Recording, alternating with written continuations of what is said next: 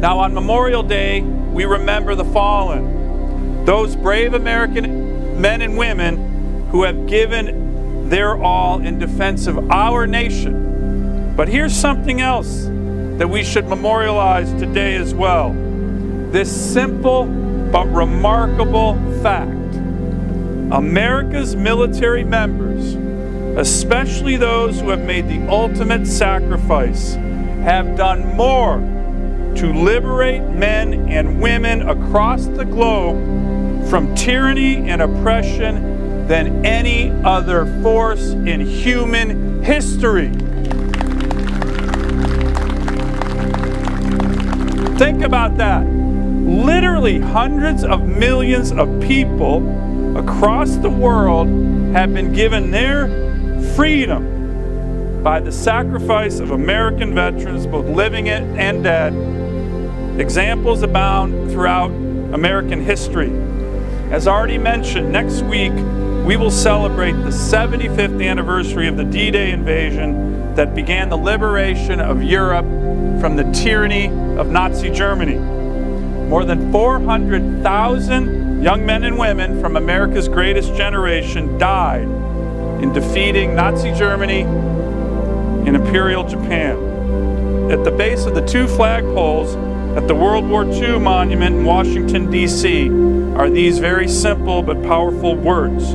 Quote, "Americans came to liberate, not to conquer, to restore freedom and to end tyranny."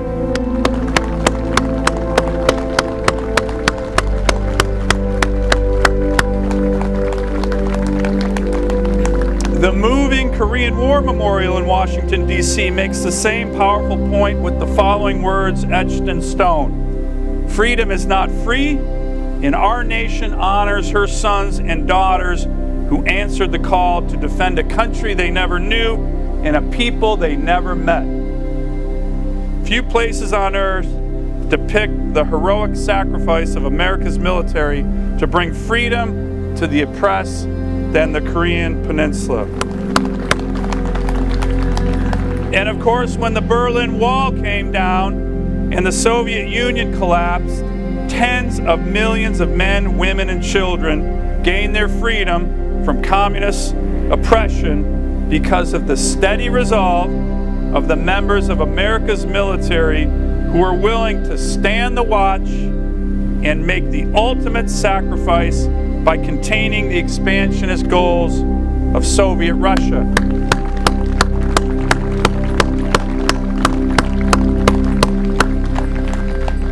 And even today, America's military members continue to serve with honor in defending our freedoms and those of others. Just yesterday in the New York Times, there was a long story about how the women of Afghanistan, who have suffered unimaginable tyranny under the Taliban's fundamentalist rule, are now more free than ever, but they fear the departure of American troops who have given them that freedom.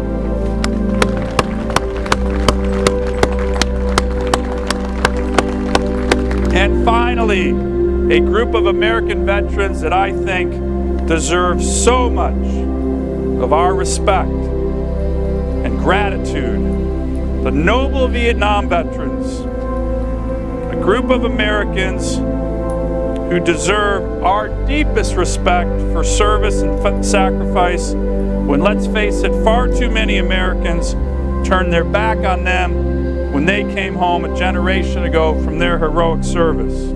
Our Vietnam veterans, too, have done so much to defend tens of millions from tyranny and oppression, particularly in Southeast Asia.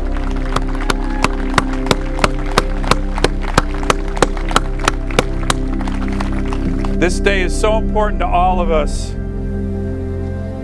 And in Alaska, with our huge veteran population and the most supportive communities in the country for our military, it is a distinct honor to be your senator. And thank you again, particularly to our veterans and their families and those who have given the ultimate sacrifice. Thank you very much.